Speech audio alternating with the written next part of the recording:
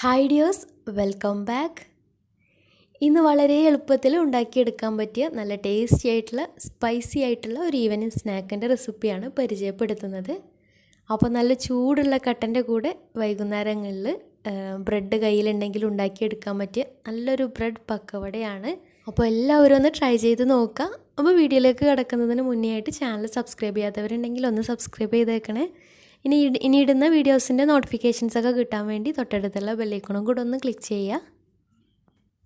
അപ്പോൾ ഈ ഒരു ബ്രെഡ് മുക്കി പൊരിച്ചത് തയ്യാറാക്കി എടുക്കാൻ വേണ്ടി ആദ്യം തന്നെ ഒരു ബൗളെടുത്ത് അതിലേക്ക് 1/2 കപ്പ് കടലപ്പൊടി ചേർത്ത് കൊടുക്കാം. പിന്നെ വേണ്ടത് മൈദയാണ്. അപ്പോൾ 1/2 കപ്പ് മൈദ കൂടെ ചേർത്ത് കൊടുക്കുന്നുണ്ട്. അപ്പോൾ നിങ്ങൾക്ക് മൈദക്ക് പകരം ഫുള്ളായിട്ട് കടലപ്പൊടി ചേർത്ത് കൊടുത്താലും മതി. പിന്നെ ചെറിയൊരു സവാള ചെറുതായിട്ട് കനം കുറഞ്ഞ് കട്ട് ചെയ്തെടുത്തിട്ടുള്ളത്, അതുപോലെ തന്നെ 3 പച്ചമുളക് ചെറുതായിട്ട് വട്ടത്തിൽ കനം കുറഞ്ഞ് അരിഞ്ഞത്, പിന്നെ ചെറിയൊരു കഷ്ണം ഇഞ്ചിയും ചെറിയ പീസാക്കിയിട്ട് കട്ട് ചെയ്തെടുത്തിട്ടുണ്ട്. പിന്നെ പാകത്തിന് ഉപ്പ്, 1/2 ടേബിൾ സ്പൂൺ മുളക് പൊടി, അതുപോലെ തന്നെ ഒരു നുള്ള് കായപ്പൊടി കയ്യിലുണ്ടെങ്കിൽ അതും കൂടെ ചേർത്ത് കൊടുക്കാം. നല്ലൊരു ടേസ്റ്റാണ്. പിന്നെ കായപ്പൊടി കൂടി പോവരുത്, കയ്പ്പ് ടേസ്റ്റ് ഉണ്ടാവും. ഇനി ഇതെല്ലാം കൂടെ നന്നായിട്ടൊന്ന് മിക്സാക്കി എടുക്കണം. കായപ്പൊടി കയ്യിലില്ലെങ്കിൽ നിർബന്ധമൊന്നുമില്ല, ഓപ്ഷനിലാണ്, ചേർത്താൽ നല്ലൊരു ടേസ്റ്റാണെന്ന് മാത്രം. പിന്നെ ഇതിലേക്ക് കുറച്ച് കറിവേപ്പിലയും മല്ലിയിലയും കൂടെ ചെറുതായിട്ട് കട്ട് ചെയ്തിട്ട് അതും കൂടെ ചേർത്ത് കൊടുക്കുന്നുണ്ട്. എന്നിട്ട് ഇതിലേക്ക് പാകത്തിന് വെള്ളം കുറച്ചായിട്ട് ഒഴിച്ചിട്ട് ഒന്ന് ലൂസാക്കി എടുക്കണം.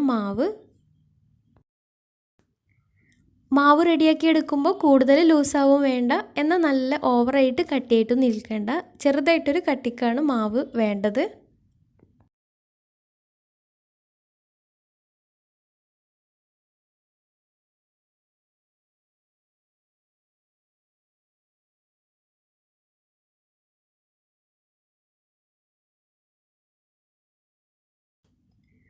മാവൊക്കെ ഒന്ന് റെഡിയാക്കി എടുത്തതിന് ശേഷം അതിലേക്ക് ഒരു 1/4 ടീസ്പൂൺ ബേക്കിംഗ് സോഡ അല്ലെങ്കിൽ അപ്പക്കാരം ചേർത്ത് കൊടുത്തിട്ടുണ്ട്. ഒരു നുള്ളു മാത്രം മതി.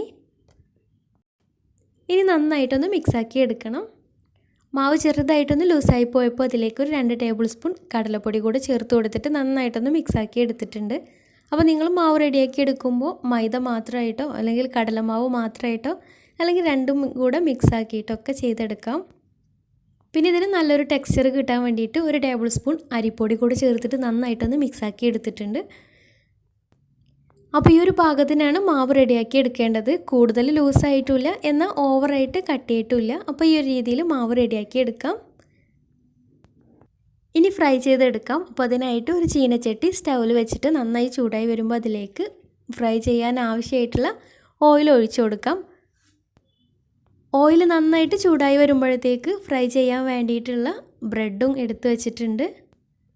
ഓയിൽ നന്നായിട്ട് ചൂടായി വന്നാൽ ഓരോ ബ്രെഡായിട്ട് എടുത്തിട്ട് നേരത്തെ റെഡിയാക്കി വെച്ചിട്ട് മാവിൽ മുക്കിയിട്ട് ഓയിലേക്ക് ഇട്ട് കൊടുക്കാം. അപ്പോൾ മാവിൽ മുക്കുന്ന സമയത്ത് ഉള്ളിയും മുളകൊക്കെ അതിലാവുന്ന രീതിയിലൊന്ന് മുക്കിയെടുക്കാം. അപ്പോൾ ബ്രെഡിൻ്റെ 2 വശവും കളറൊക്കെ മാറി വെന്ത് വരുന്നവരെ അങ്ങോട്ടും ഇങ്ങോട്ടും മറിച്ചിട്ടിട്ട് ഫ്രൈ ചെയ്തെടുക്കാം.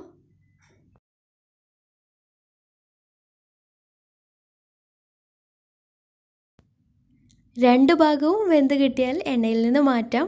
ഇതുപോലെ ബാക്കിയുള്ളതും ചെയ്തെടുക്കാം.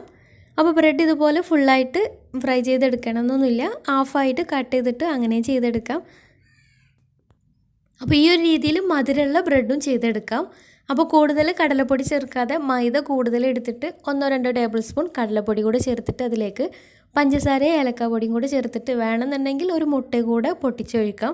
എന്നിട്ട് നന്നായിട്ട് മിക്സ് ആക്കിയിട്ട് ഇതുപോലെ ഫ്രൈ ചെയ്തെടുത്താൽ മതി. അതും നല്ല ടേസ്റ്റാണ്. അപ്പോൾ ഈ ഒരു രീതിയിൽ ബ്രെഡ് മുക്കി പൊരിച്ചത് റെഡിയാക്കാത്തവരുണ്ടെങ്കിൽ തീർച്ചയായിട്ടും ഒന്ന് ട്രൈ ചെയ്ത് നോക്കണം. നല്ല ടേസ്റ്റാണ്, നല്ല എളുപ്പമാണല്ലോ. അപ്പോൾ എന്തായാലും ഒന്ന് ട്രൈ ചെയ്ത് നോക്കുക. എന്നിട്ട് ഫീഡ്ബാക്സൊക്കെ ഒന്ന് താഴെ കമൻറ്റ് ബോക്സിൽ അറിയിക്കാൻ മറക്കരുത്. അപ്പോൾ ഇന്നത്തെ വീഡിയോ ഇഷ്ടമായെന്ന് വിചാരിക്കുന്നു. ഇഷ്ടമായെങ്കിൽ ലൈക്ക് ചെയ്യുക, ഫ്രണ്ട്സ് റിലേറ്റീവ്സിനൊക്കെ ഒന്ന് ഷെയർ ചെയ്യുകയും ചെയ്യുക.